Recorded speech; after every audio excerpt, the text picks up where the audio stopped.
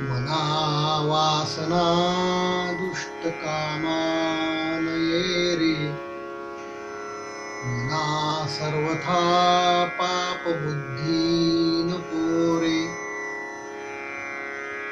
मना धर्मता नीती सोडू नको हो, मना अंतरी सार विचार राहो. समर्थांच्या मनाच्या श्लोकामधला हा 4था श्लोक. अध्यात्माला अनुकूल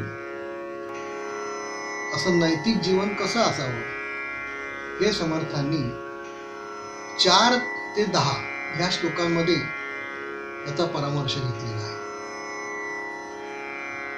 मना वासना दुष्ट कामा नये रे, मना सर्वथा पाप बुद्धी नको रे. अगदी सोपा अर्थ आहे. मनामध्ये दुष्ट वासना नको, ठेवू नये, आणि पाप बुद्धी तर त्याहून नको. आता दुष्ट वासना, पाप बुद्धी हे आजकाल जे अधर्म आचरण दिसत आहे, अनितीचे आचरण दिसते आहे, दुष्कृत्य दिसत आहे, भ्रष्टाचार दिसतो आहे, लबाडीने वागणे दिसत आहे, पाप बुद्धीने वागणे दिसत आहे. याचं खरं मूळ म्हणजे माणसाच्या मनातील दुष्ट वासना, पाप बुद्धी. दुसऱ्याचं कसं वाईट होईल, दुसऱ्याला कसा त्रास देता येईल, सज्जनांना कसा त्रास द्यायचा,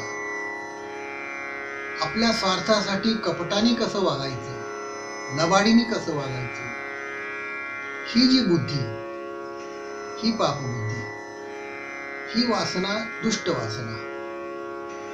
आणि हे आजच्या सगळ्या अनितीचं, भ्रष्टाचाराचं मूळ आहे.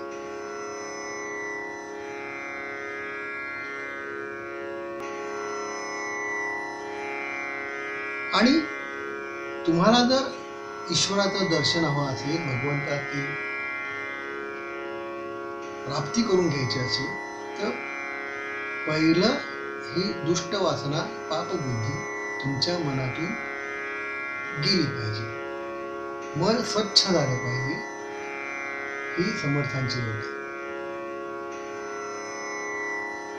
मना धर्मता नीती सोडू नको. धर्माचरणाची आवड, धर्माचरणाने नीतीने वागण्याची आवड ही जोपासली पाहिजे, आणि ह्याप्रमाणे आचरण तो केलं पाहिजे. आता नीती आचरण याच्यामध्ये 2 आणखी प्रकार आहेत.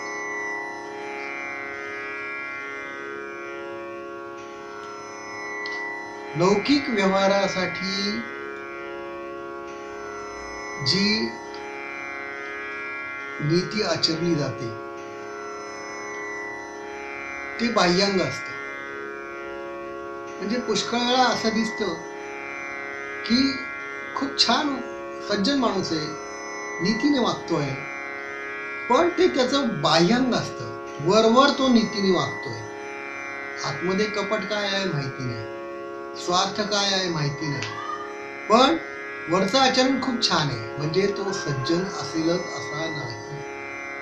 म्हणजे नीतीचे आचरण हे बाह्यांग हे वेगळे, परंतु भगवंत प्राप्तीसाठी काय अपेक्षित आहे, तर अंतरंगातली जी नीती आचरण आहे ती भगवंताला अपेक्षित आहे, आणि ती नेहमी शुद्ध सात्विक असली पाहिजे. ती सात्विक शुद्ध असणं, ठेवणं ही फार कठीण गोष्ट आहे. आणि म्हणून भगवंताच्या प्राप्तीसाठी हे पथ्य आहे की अंतरंगातली नीती, अंतर्यामातली नीती आचरण हे नेहमी पवित्र शुद्ध असायला हवं. मना अंतरी सार विचार राहो. अंतर्यामी सार विचार, सार म्हणजे श्रेष्ठ, श्रेष्ठ म्हणजे तुमच्या जीवनाचं कल्याण होण्यासाठी जे चांगलं ते चांगलं श्रेष्ठ. आणि असे विचार हे अंतर्यामी अंतरंगामध्ये असले पाहिजे. तुमच्या अंतरंगामध्ये जसे विचार असतात तर त्याप्रमाणे तुमची बुद्धी काम करते आणि त्याप्रमाणे तुमच्या हातून आचरण होत असते. म्हणून मूळतः अंतरंगामध्ये ही श्रेष्ठ विचार, चांगले विचार, सकारात्मक विचार जर असले तर ते ईश्वराला आवडतात आणि ईश्वर प्राप्तीकडे, स्वस्वरूपाकडे जाण्याचा मार्ग ह्या अंतर्यामी चांगल्या विचारातून जात असतो. म्हणून या 4थ्या श्लोकामध्ये समर्थांनी हे नैतिक जीवनाची पहिली पायरी दर्शवलेली आहे, सांगितलेली आहे, मार्गदर्शन केलेलं आहे की दुष्ट वासना ठेवायची नाही, पाप वासना ठेवायची नाही, नीतीचे आचरण, नीती धर्माचे आचरण करायचे. आता नीती धर्माचे आचरण हे याच्यामध्ये 2 परत आहे. अंतरंगातली नीती आचरण भगवंताला जे प्रिय आहे ते तर ठेवणं आवश्यक आहे, परंतु धर्माचरणामध्ये थोडासा प्रसंगानुरूप, परिस्थितीनुसार थोडासा बदल चालू शकतो. म्हणजे थोडक्यात बघा, काही नियम असेल आपल्याला की अमुक एक वेळेला आम्ही पूजा करणार, अर्चा करणार, जपजाप्य करणार, काही नियम करणार, काही अनुष्ठान करणार, काही पारायण करणार, ठीक आहे, रोजचं आचरण तुम्ही हे करणार, ठीक आहे. परंतु काही वेळेला काही अडचण आली, काही प्रवासाला जावं लागलं किंवा काही शरीरामध्ये काहीतरी बिघाड झाला, तर त्यावेळेला हे धर्माचरणाचा नियम थोडासा बाजूला जाऊन एखाद्या वेळेला नाही केलं चालू शकेल.